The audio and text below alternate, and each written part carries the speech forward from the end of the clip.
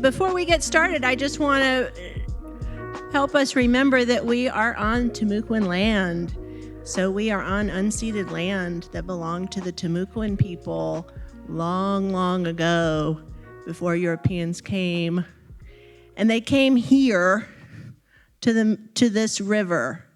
So this the European dominance culturally of Northeast Florida figures a lot in my work. So I just want to make sure we remember that as we're in this space. Okay? Thank you.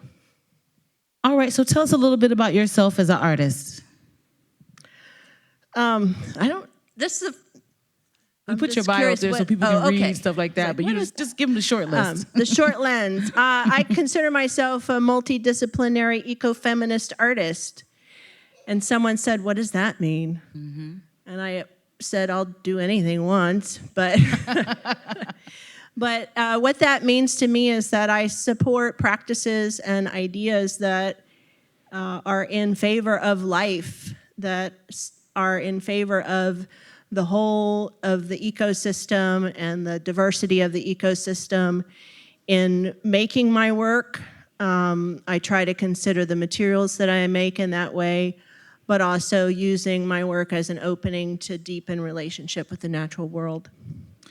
And I love like eco-feminist that you said like a little bit more, like that's so interesting. So how long have you been using that term as an artist? Probably 10 years, more than 10 years now. 10 years. And it's interesting because people, it's becoming a little more easier to say it in conversation. People initially thought I was against men, which I'm not. I think when we talk about feminism now, it's really about a balance of power and a balance of relationship between the masculine and feminine. So we all embody both the masculine and the feminine. But as we know, our culture of dominance tends to be a more masculine manifestation of that personality. So when we bring in the feminist lens, we want to think about circular practices, practices of compassion, nurturance that are more, I guess, readily available to the feminine gender, but not necessarily feminine, if that makes sense. Yeah, that makes sense. So, sorry, don't want that. Okay, well, how did you come to name this exhibit, The Long Wait Home? Well, I made up the word because I can. And I was thinking of lots of different associations with the word wait. Not only durational wait, the time it takes for unhoused people to find housing, but also the time it takes for us as a culture to come into community again instead of individualism. Also the weight of home itself as a product or as a space. There's so much extraction that goes on in the natural world that is part of our building houses, takes away a lot of homes from other creatures and the landscape is not just ours, right? But when we go in and we decimate a forest to build a home for a person, there's a heaviness to that. So I want that association. I also want the heaviness of people that have no home regarding their physical shelter. So they're unhoused people. They're carrying their own belongings, whatever they have left. It's heavy. It's heavy. And it's heavy on your body. It's heavy on our mind. It's heavy on our hearts. And we have to carry it. And then personally, I've been living in my camper for 4 years. And I finally I'd never considered myself homeless. I was very well cared for by people in the community that let me be on their land and sheltered me in different ways. But as an independent artist, I could not afford a house unless my family helped me. I couldn't qualify for a loan. So I think my situation isn't unique at all, but during COVID, when COVID hit, my landlord raised my rent. I had no income at that time, so my solution was to get into my camper, and it took a long time to get out. And I'm thankful. I'm very thankful for that experience. And so right now I'm in like this I call it high contrast mode of having been in beautiful places, living in 150 square feet. Now I'm in a house, and it's heavy. It's heavy responsibility. But most of the work in the show was produced literally outside. So that was my last home that I was staying in on a friend's property, Earth Kinship Farms, down in Elkton, Florida. I was very privileged to be able to stay there. But it's a different orientation to be outside working. I loved it. So I can go in my yard now, but it's different. Definitely different. I mean, we talked about some of the themes that come up in your work, like mental health, displacement, and homelessness. What are some other themes that you felt were like necessarily and prevalent to talk about during this installation? I think there's a couple things going on in the installation. One is the big gathering space. So these veils of separation are metabolizing sort of the patterns of our culture and provide a little intimacy around the big floor cloth, which is the circular, what I call the springs. If you know me, you know my work. I've focused on water forever because water is a metaphor for emotions. It's also a metaphor for community and connection, as well as obviously what gives us life. And just as a way to talk about things that might be a little too intimate, you can use the metaphor of water. And just how do we metabolize that? Like everything is unstable in our world right now. And as an artist, I often destabilize myself just to see what I can do next. But that process of dissolution has to precede any kind of resolution. We have to get rid of, what no longer serves us. We have to let it go, and it's painful. But when we bottle all that up, the emotions up, it just becomes this putrid mess, which, is erupting all around us at this point. So talk to us a little bit about the Navajo Nation suing the U.S. government. Well, I'm not an expert on that, but here's your buddy. Is that your little buddy? My buddy. Hey. No. Hey, baby. See, that's the feminist thing, right? Okay. So part of my experiment the last few years was I went completely off social media. I just went off social media because I know that it's not good for my health.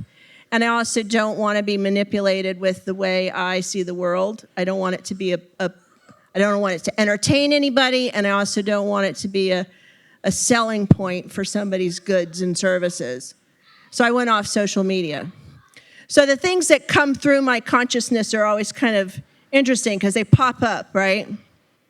Kind of out of nowhere. And so one day I popped into, I think it was the New York Times, and the Navajo Nation, this was back in March, I believe, was suing the U.S. government for allowing people to send their ashes to the moon.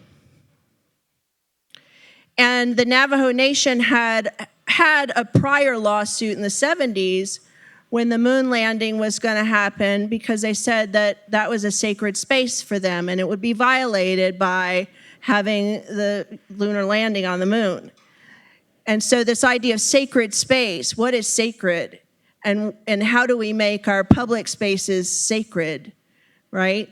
And And what ended up happening was the US government this year said, oh, you can't sue us because that's a privatized mission.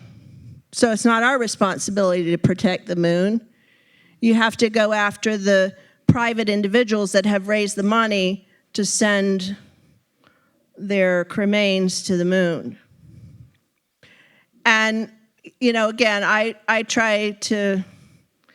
didn't do any more research than that, other than that mission blew itself up on the way to the moon.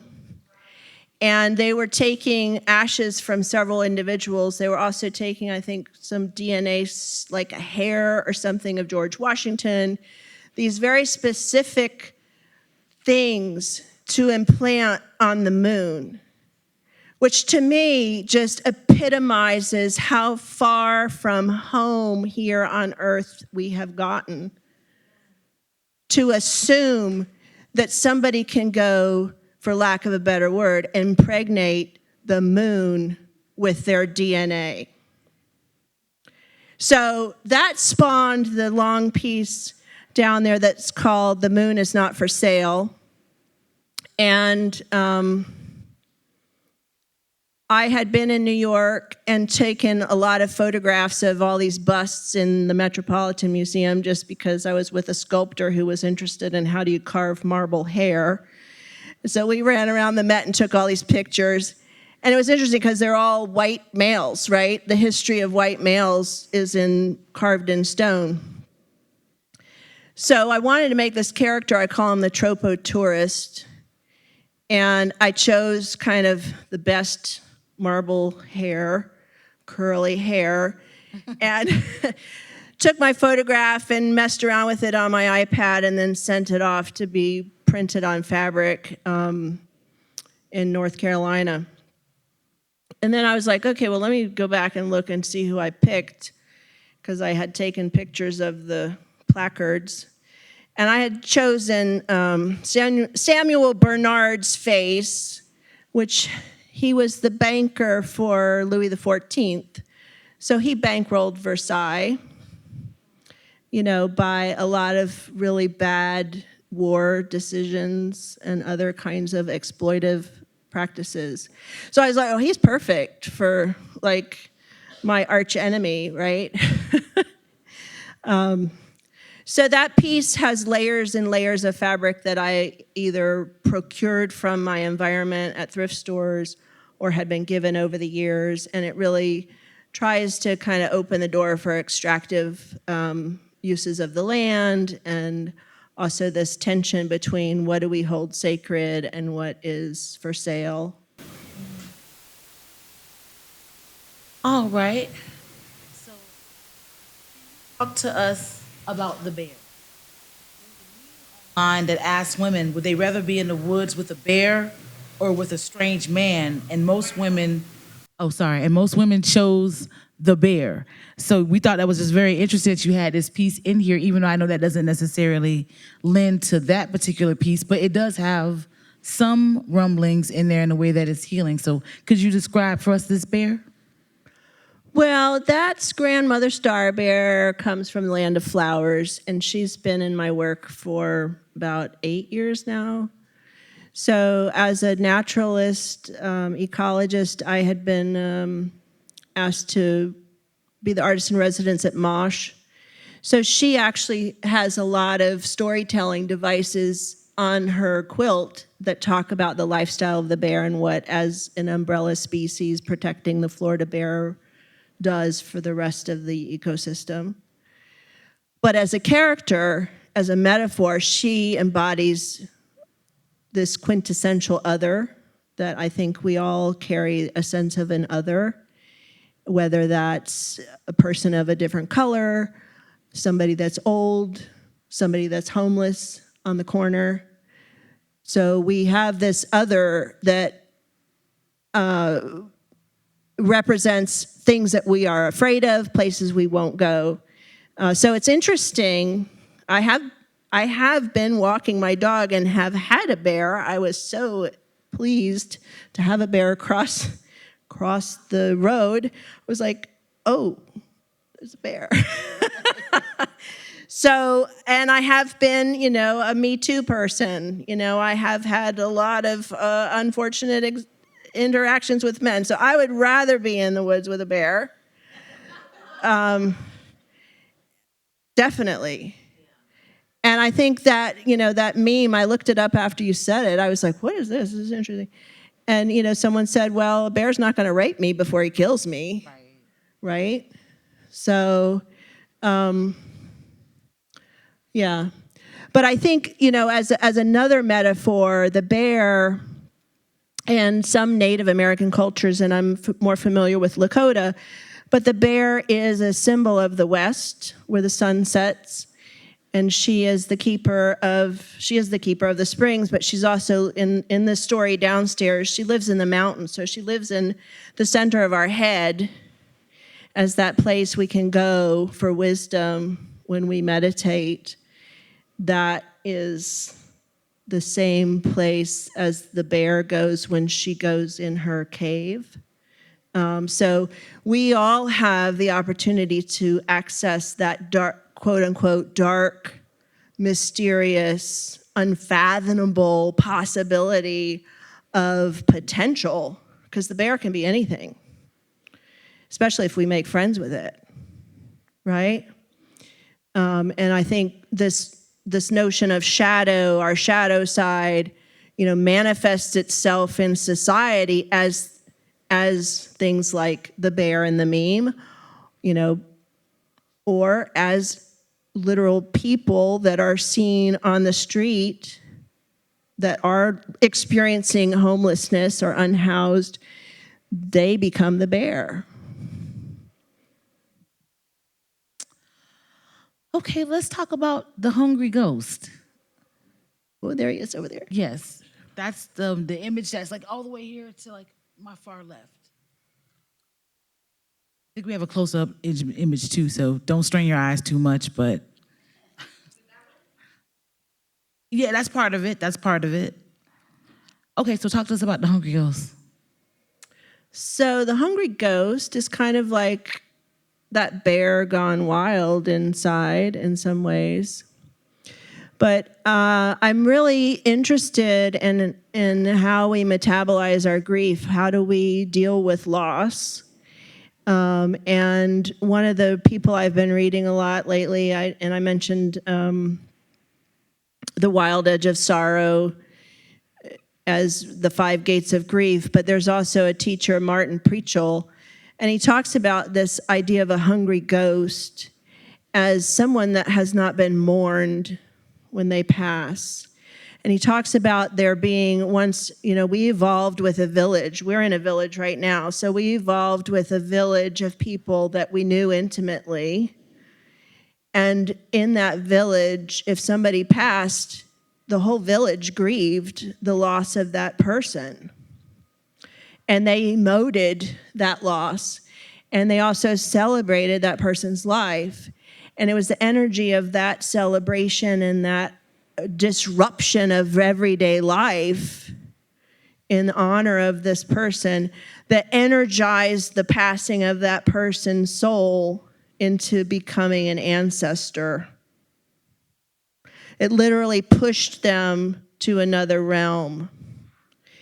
And that in the culture he's talking about, and I'm terrible with names, but it was Martin Preachel, and he was with people in South America, and I'm sorry, I don't know the exact culture, but that grief would last almost a year and push that person to the other side, and then that person would evolve and become sort of like this energetic being that could come back and help people in forms like a true ancestor can.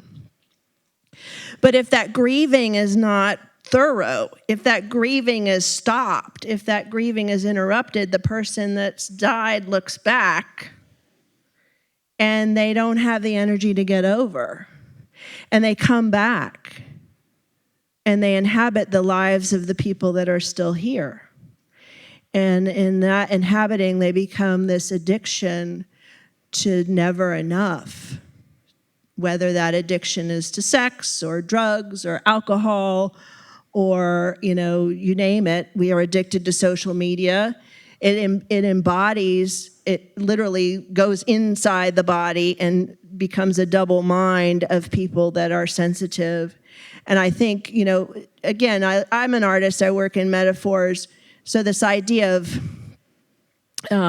just the parts of ourselves that are unmourned, the people in our lives that are unmourned, the people that are lost in war right now, all of that loss is not getting metabolized.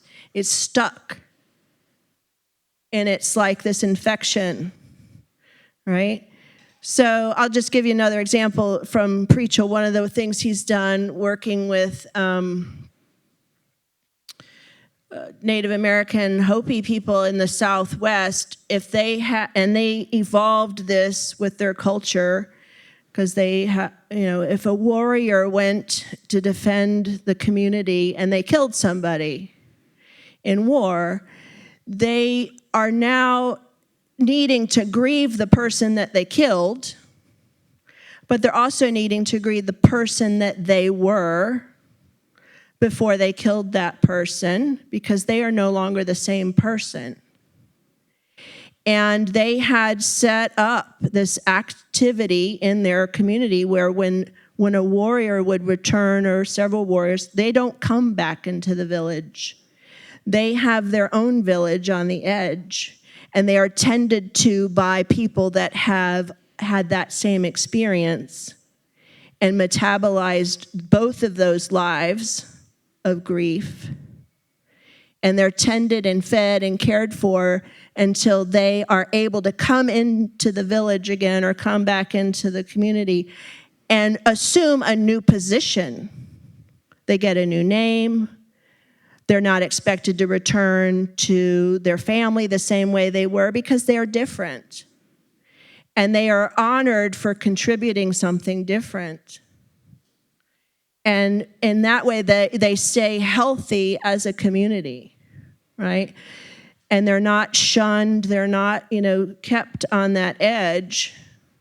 And if you look at our culture of veterans returning, how far could we go for healing people that have lost their lives of who they were by giving service to our community in the name of protecting it, if they were given this chance to metabolize and mourn, right?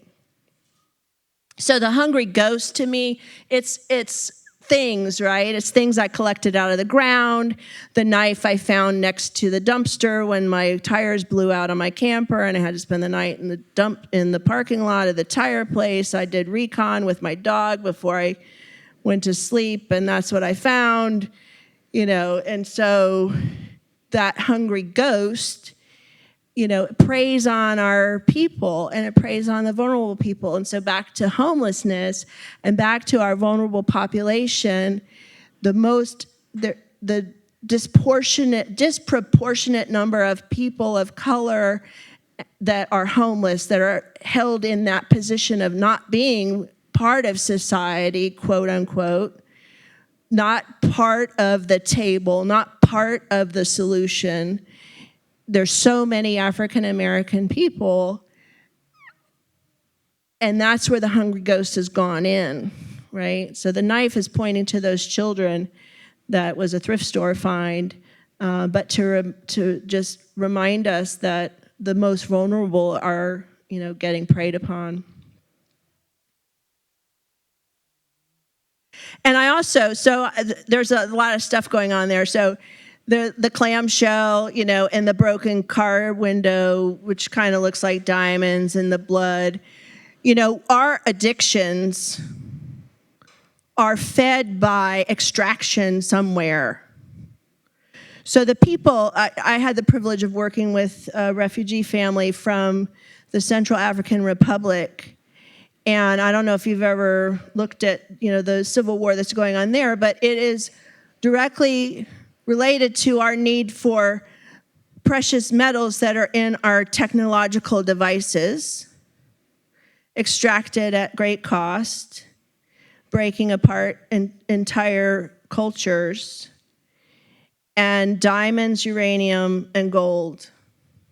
So if you trace through those things, you will see so much destruction and displacement of people that as an affluent culture who just throws away their cell phone, every other, I don't know, mine's old, every update, right? There's a big price for that. And then of course all the roads, the accident glass has been in my work forever, but the roads, I was driving to Palatka earlier this spring for a water ceremony, and within, like 3 blocks of where the overpass is to connect 23, because they're making this other loop, there was a roadkill bear, a roadkill otter, and a roadkill deer. And I was like, oh my gosh, I've flipped out now.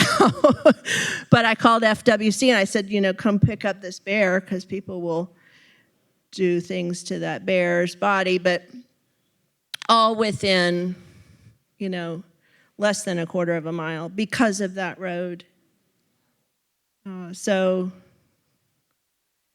I'll just say, when Shawana asked me, she said, come talk about homelessness and displacement. And, my perspective is I've been, in these beautiful landscapes, but getting there, I've seen so much destruction, that is shielded from you when you drive down 95. But if you go off the road, Florida's just decimated. And then the urban core, I chose to have a home in North Shore.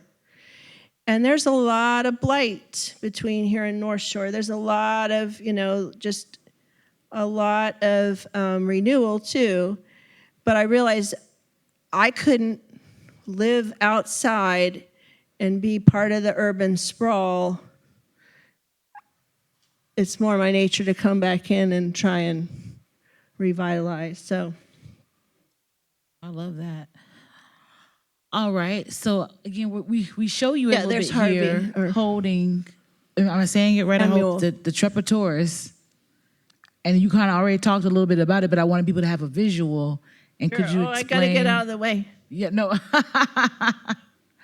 So could you explain to us a little bit? You kind of told us who this character was, but how did you piece him together and then organically weave him into your tapestry? Okay. Well, that's me. And so as I said, I took a picture of the marble statue, and then I digitized it and drew on top of it. And then I sent it up to a wonderful company called Spoonflower, which prints on fabric, eco-conscious, print on demand, no waste. They sent it back to me. And I wanted, I was thinking about how do I work? And I get these ideas, but then I really have to I lead with my belly at this point. My belly's getting bigger, but I have to follow my belly. And my belly was saying, I need some velvet hands and feet to be part of this landscape. And I was thinking, I'll make them crushed hands and feet. Anyway, I walk in the thrift store, and there's this, of all things, a crushed velvet pillowcase with mostly naked men in the Solex pose. I was a teenager in the 80s, so that Solex guy to me was really sexy. Do you remember him? Right? He was right? So I said, oh my gosh, I'm going to get them. So for $1, I bought my pillowcase with 4 mostly naked white males and cut them up. So here's part of his head and then their body. So again, that assemblage, kind of trusting my intuition to find what I need, or if I have to be really specific, just making it happen Yeah, so he's up there. He's eyeing the moon. Sure, when you go back in the gallery, you take a look. So how has this community supported your work all these years? Like, I know it's like very encouraging for you to come here and to do this, and you said you've worked with Mosh. Did you say Mocha too? I've worked with all of the Okay. yeah. With all of the big ones around here. So yeah, how has the community really supported your work or showed up for you in different ways? Or maybe they haven't. Maybe they have not. Well, they have. I mean, it's funny because artists, we have all these stories, right? But I grew up here. I went to UNF. Louise was my professor. My dad was a teacher there. He was retired professor emeritus. Right there's my dad, Jim Crooks, and my mom, Laura Crooks. So they're my biggest support, right? They have nurtured me my whole life. And the Jacksonville community, I remember when I was a young painter, I would go to the grocery store and I'd have all these colors on my clothes from painting in the studio, and I would just be totally high. Not from drugs, but from painting. And I'd be standing in line and they'd say, "What do you do?" And I'd be like, "Oh, I'm a painter." And they're like, "Oh, wow, you really paint colorful houses." I was like, "Yeah, really colorful houses." And at that time, you couldn't have a naked picture of anyone downtown in a gallery. You couldn't have naked people. You couldn't draw people naked in the city. It was considered like kind of illegal. So I was fortunate early on to have nurturing with my professors and with my family, and actually had work at MoCA and when it was a Jacksonville Art Museum, long time ago, was supported with public projects through grant writing because they were weird, right? I mean, my projects have always been weird and community driven. Like, how do I create this? I've always been looking for that village. We just call it a village. So trying to come up with practices that involve people in the creation of the work, that spark their own sense of agency and creativity, and then celebrating what I love, which is the St. Johns River and the environment, because that's what nurtures me. And I've been very fortunate to be artist in residence at Mosh. The Comer has supported my work. And recently, the Community Foundation, I've been awarded 3 Art Ventures grants, and this year got the Honorable Ann Baker McDonald Award, which really is for lifetime achievement. So this is a good year.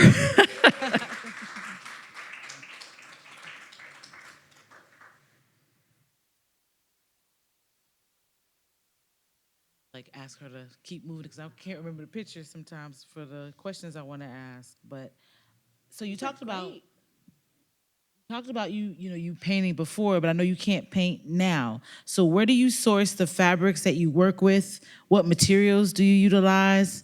How has this process like affected the way that you work now? Not being able to like physically use paint, I guess. Yeah.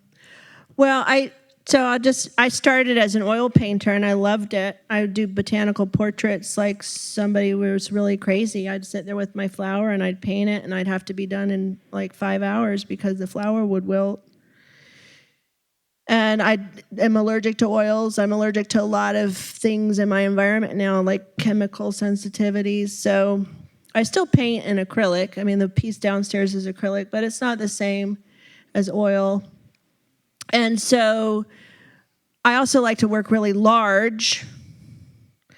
And, as a woman, like I used to be more of a workhorse. Now I just want to be able to fold it up and carry it out, right?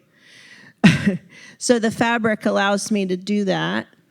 And it also allows me to have a conversation with this pre-existing pattern which to me represents different elements of our culture, and shifting that pattern. And the actual physicality of cutting fabric, rearranging it, touching it is very soothing for me. It's a different process than painting. But I feel like on the big piece, the moon piece, you know, I hit these zones where I was painting with the fabric because I knew that material well enough to just, oh, I want this purple, and you know, I'll find this purple. So some of the fabric is sourced from thrift stores, some of it's clothing. The bear actually has the quilt that my grandfather made from my grandmother's dresses.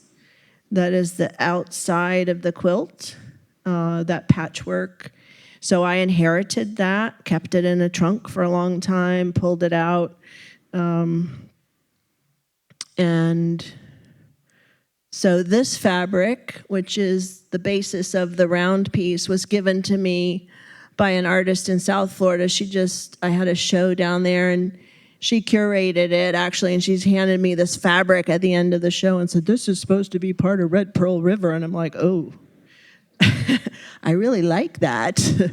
So metabolizing this Renaissance, you know, these architectural drawings and this Renaissance building style, which, you know, in some ways epitomizes that dominant culture over nature. So I've used that. I don't have any more of it. So does that answer your question? I talk a lot. It definitely answered my question. Okay, so like within this kind of material, the veils of separation, you kind of created like this sacred space. So how do you want people to mostly interact with it? Well, I would like to have actual formal, quote unquote, formal circles of conversation or dialogue, community circles where we gather around it. I've trained with Center for Council, and so the opportunity to come together and use that space, and the springs, which is the round piece, representing sort of this collective space that we can use to spark conversation, but also to collect stories. So that's how I see it being sort of enlivened by group. And I know we are going to do something with changing homelessness, and it might be that, but I've had other people come to me tonight and say, oh, I want to be part of your circle. So we could do a couple of them. They could do another workshop. But then also, again, that idea of how do we create sacred space, and the springs, to me, represent the ultimate public space. Original people like didn't own the water, right? Because it was sacred water and it was the source of life. So you couldn't own the springs, but you could come to the springs and you could stay at the springs. And it was often a place for counsel, for reconciliation. So, you know, that spring, the opportunity of water again for healing, to bring people together. Okay, so you talked about like, you know, to bring people together, but you also talked about a little bit about water, and like water has been very influential within your work and how you've looked at it. Can you tell us a little bit more about that? Like, how has water been influential? How have you seen it as like a guiding source in your work? Well, I'm water. You're water. You know, we're like 70+% water. But water itself is just this really incredible substance that is two totally different gases coming together to collaborate to make something new. So that fundamental metaphor of potential for collaboration and, you know, new. And I like to think, you know, someone asked me, well, are you a Buddhist? I'm like, no, I'm an animist. Like, I really do have this sense that there's sentience all around me in the living world. And my job as a person is to kind of like connect with some of that intelligence if I can. So art does that, is a vehicle for that.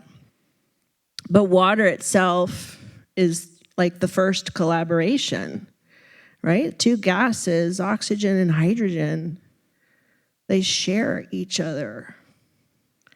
And without that, we'd have nothing. So I look at it that way. And I mean, I'm 56. We talked about this. I think I'm 56 this year, but it's still fucking cool. Like, it's just cool. And so to honor and celebrate that. But also water, is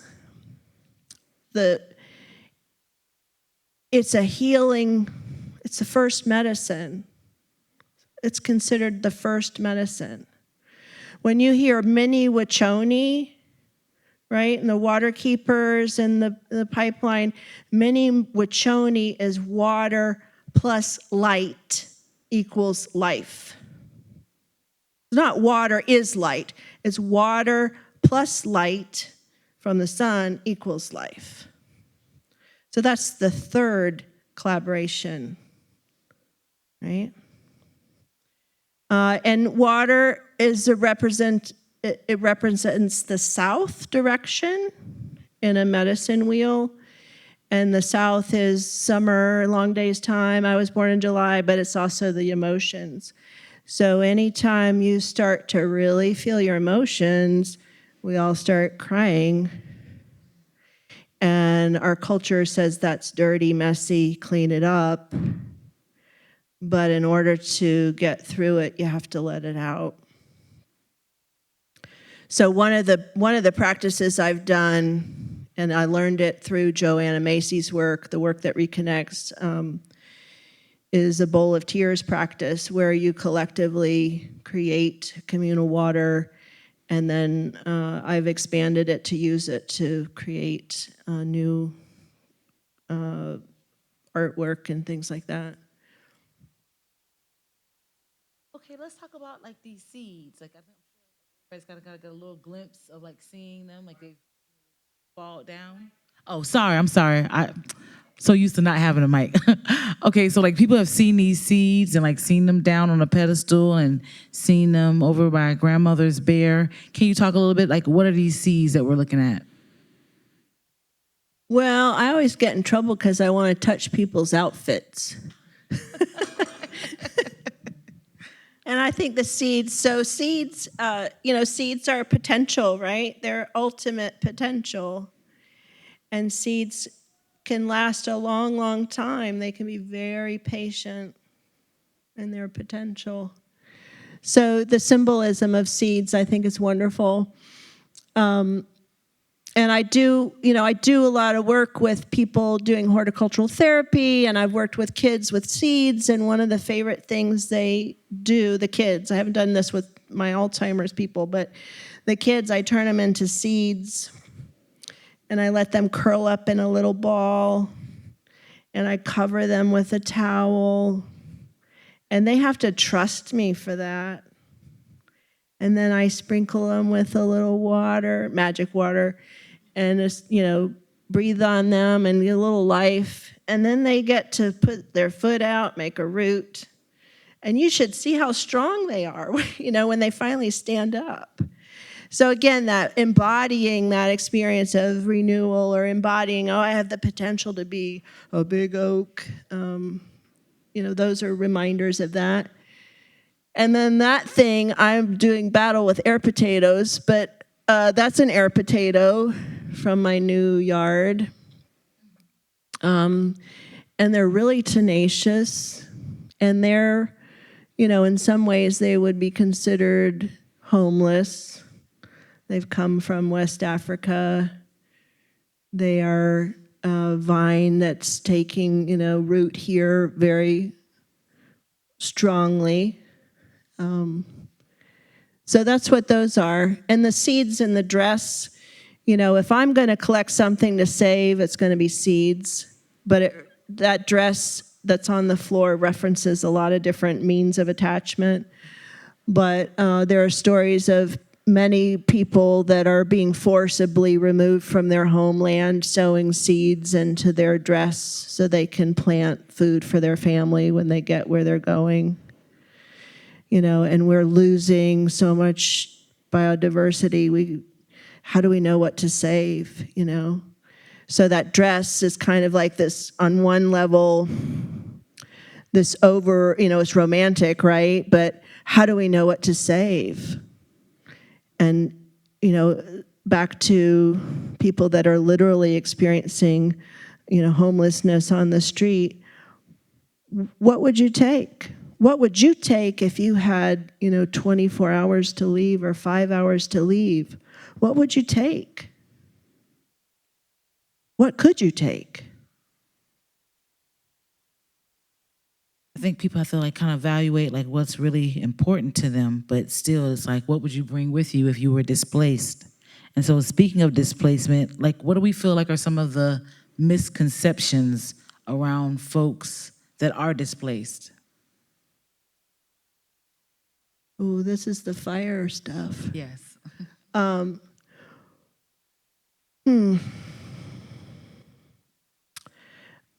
I think, and I can't, my personal experience is one thing.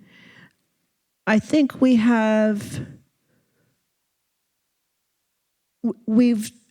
looked at a lot of people that are unhoused as somehow being unfit. Somehow they are unfit to be part of our culture, whether they don't have the money, whether they don't speak the language, whether they don't have a job. It's not criminal to be poor, but we've made it criminal to be poor. Our country has made it so that if you do not own land, you have to keep moving. And it was interesting because I reread the Changing Homelessness report on youth homelessness.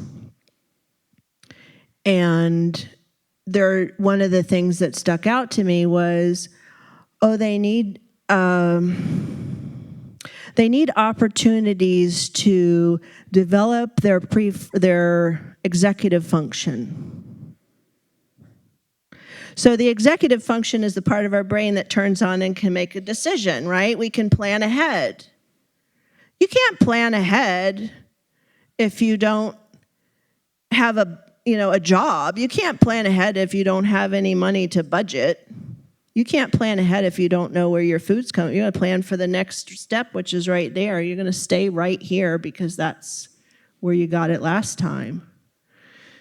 But, just the other thing is when you're in a state of trauma, when you don't have resources to know where your food's coming from, there's a rainstorm coming, your prefrontal cortex is not online. It's not online. All your blood's at the back in your amygdala, and you are just worried about how you're going to get through the next 5 minutes. And so, and then the other thing with the youth is their prefrontal cortex isn't even developed yet. It doesn't develop until you're in your, mid to late 20s. So, and as the world, we are all getting to a point where there is so much chaos. Our bodies are reading it. Okay? Something that's interesting is we think, we have 5 senses. Eco-psychologists say we have 54 senses. And those include like temperature and space, but they also include like where the sun comes up. We used to know that instinctively. And if we reorient to where the sun comes up, we're satisfying part of our physiology that needs to feel safe, right? And I don't want to go too far away, but because of all of this tension in our environment and in the news, but also when they clear cut a forest, we feel that. Whether we can articulate it or not, we are still registering that in our bodies. So we have to figure out how to regulate ourselves before we can do the next thing, right? And it's so part of this displacement is, how do I place myself? And my experiment for the last 4 years is, how do I get grounded in a new place? Doing recon is one of them, where the knife came from, right? I need to check all the corners of the room, make sure I'm safe. But if so, I don't know. Anyway, so there's just a lot of trauma that people don't understand when they look at somebody that is unhoused, that they're carrying, that's so different from your experience, right? Well, I wanted us to all thank Sarah for her imagination and like talking about these different issues. It's definitely difficult when you get up here in front of the public and kind of like lay yourself vulnerable. But I also wanted to give you all an opportunity to ask some questions. This is our first time doing this. We've never really done this with Moving the Margins, but I figure you all might have some questions for Sarah. So at this time, whoever has a question, just let me know and I'll bring you the mic. Don't be shy. Okay, yes. I don't need a mic. Do you think ERA amendment will ever be introduced again? Did you say that? The ERA amendment, do you think it will ever be introduced again? I don't know. I don't know. Do you? I hope so. I hope so. Because if it's not, we're all screwed. One of the models for wellness is that we have the environment as well as the people. So the Equal Rights Amendment needs to expand to include equitable access to healthy environments.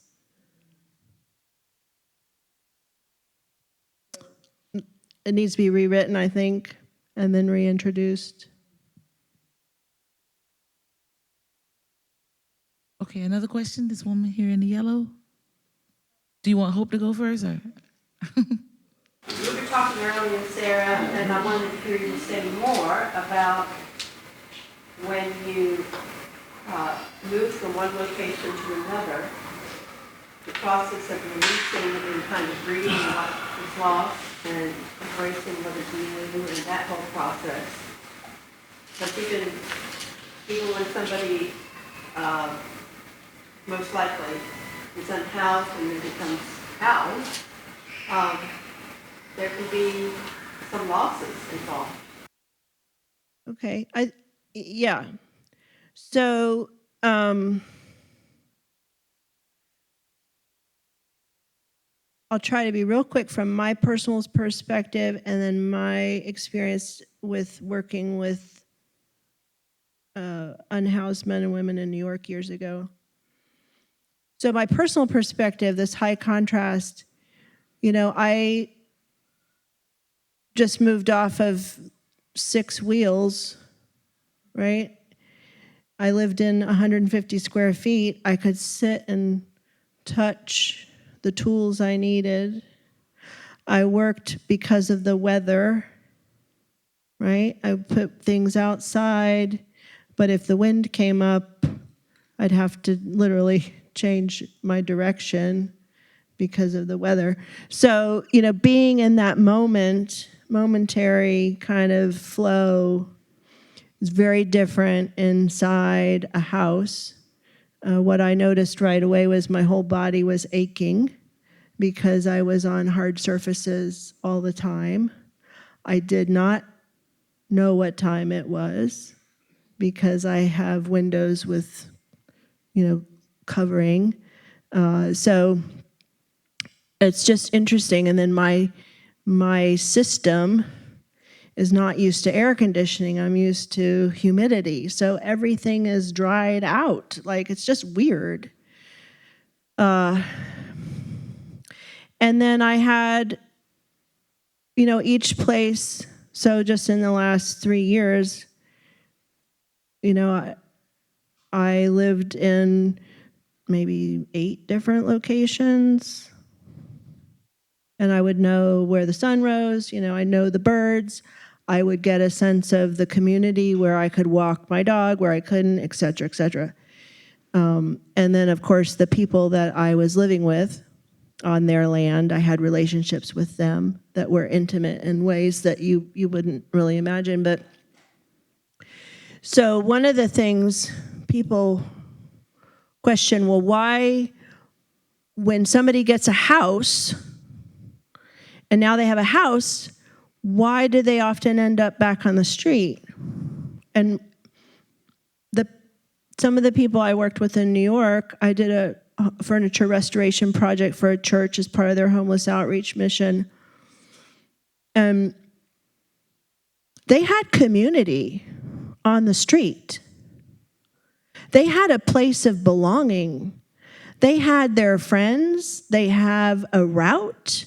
They have a rhythm, a ritual. They know where services are. And they established this pattern to their days. When you put somebody into a house and you're not providing them a container of a social pattern where they can feel a sense of belonging, that's not helpful, right? I mean, you can house their body, but you haven't housed their spirit. You haven't housed their need to belong.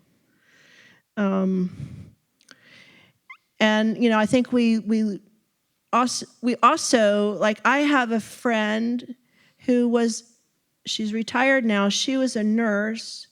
She lived in her car for 4 years and was still a nurse. She figured out how to do it. She wasn't, she was homeless.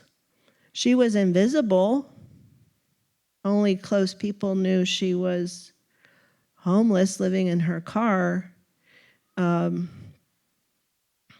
I don't know why I'm telling you that, other than the person that you see on the street that is, to me, like one end of the spectrum that is so painful, represents a whole lot of people that are suffering from lack of community, lack of structure, and lack of land to stay on.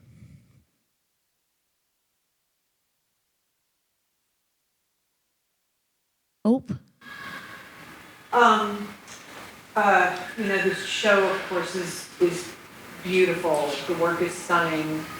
And listening to you and Shawana with those large images behind you of when the work you were creating was out in the landscape. My question to you is, there's something, like, I'm feeling it. Like, there's something about seeing those created out in that landscape and being in the landscape that's very different than taking those works and putting them in an interior space. As stunning and beautiful as it is, and thank goodness, because that's how we're able to experience it. But I'm just, I'm curious how that feels for you. Because even the way those transparent pieces are interacting with the environment changes, and yet it's still there. And then the second part of that would be, what does an opportunity look like for those to be experienced in the out of doors? I mean, you've done this throughout your practice over many years, where there was these moments where the experience of us connecting with you and your art was actually happening also in the environment itself. So I'm just Yeah, I mean, that's sort of a lot, but I hope I'm making sense. Like the experience of it being outside, right? Those veils hanging in trees. Yeah, it was beautiful. And your feet in the dirt, on the ground, surrounded by the rocks with dappled sunlight. Like it's just I was so struck by those photographs. Yeah. And how very dramatically different, not lesser than or more than, but different that is compared to when artwork gets put in any interior space, where we have artificial lighting on it, we control the environment around it, right? I'm just curious, like, what is that like for you? Was that a show? That was making the work that's downstairs. So I lived in my camper, which was 150 square feet, had my sewing machine inside the camper, but would work outside. So like the dress was literally hanging in the tree, and I would go for a walk with my dog in the morning, which is part of my life routine, and I would collect things on my walk, and I'd bring them and sew them into the dress, right? As part of placement, embodying that place. So that walk is part of my process, but it's also, like the hungry ghost, when I was doing that, all that wire was pulled out of the ground on one of the landscapes that I was living in that had been buried over time and then re-exposed because of a hard rain, right? And I love that process of, it's like picking blueberries, right? It's like, oh, is that a worm? No, it's not a worm. Oh, that's a wire. Like, I love that process. So, and then putting it into, a format that has a metaphor and meaning. I think taking that raw experience of nature, putting it into culture, it's another way of having that dialogue of culture versus nature and where do we combine. One of the things I love about working on this fabric, and I've done the tapestries, the Red Pearl River tapestries for years, is when the light changes, the work changes. When the wind comes, the work changes. It opens the veil, and I see through the veil, or I see a juxtaposition that I'm not in control of, right? And that, as an artist, I used to do botanical illustrations and draw the hairs on the stem of the plant because I could, and I thought that was, having a communion with the plant that was honoring the plant, right? This intense relationship. But it was really me abstracting the plant through the lens of my brain and my hand. It wasn't having a direct experience. So when I'm working outside, it's like a meditation, but it's also this reciprocal relationship with whatever's going on. I really actually wouldn't do a lot of work outside because I'd be looking around, right? Like something would happen. And the environment itself informs the next move, right? So how to recreate that for people, I would love to do an installation at the Arboretum. I asked them years ago and they're like, you want to do what? I'm like, yeah, I want to put my art in the woods and have people walk by it, right? And then as far as me, there's this tension between, I've put all this work into it, now it's going to rain. Where's the line for what's valuable, right? How do I make a living as an artist if things get degraded in the rain, right? But I've been doing work that's, I think of as an ephemeral for a long time, like the butterflies at MD Anderson. The understanding is they're not going to be there forever. They're changing because they are open, right? And I think that vulnerability is just a really important thing about my work, but it's intentional. You know, there's a difference between a stainless steel pylon and one made out of translucent fabric, right? So if we're talking about how do we have a culture that's feminist, that's porous, how do we have dialogues about feelings without, you know, being so scared about it, that pointed stainless steel thing says you can't feel anything, right? And when I look at that in a public space, it means I can't feel anything. It's reflective and it's scary and it's really hot in the summer. But if there's something that's moving and translucent and semi-permeable, that sends a completely different message. So my work uses that a lot. And it's really hard to know when it's done, right? So, and my little seeds, you know, they're like touchy-feelies. And I don't know if anyone saw, there's little ceramic pots down there. I was throwing pots to keep myself from going crazy. You know, I rented 2 weeks at a ceramic studio and threw these little teeny pots.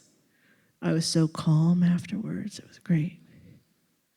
But that's, you know, a method I have found to resource my overcharged physical body is holding that seed, sowing that bead. Does that make sense? So I'll take you on a walk in the woods. I used to be a park ranger for the city for part-time. I loved it.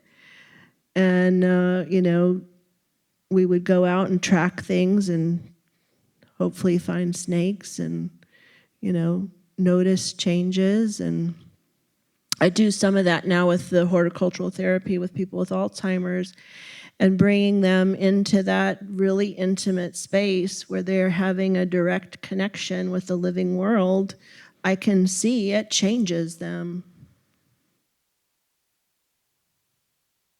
Any other questions? All right, Scary Pants. Well, we'll go ahead and end it here. Thank you so much, Sarah, for talking to us. We appreciate you. We appreciate your installation. And now we get a chance to go back downstairs and you get a whole new way to think about it and experience it after hearing her talk. So thank you all for coming and thank you for your time.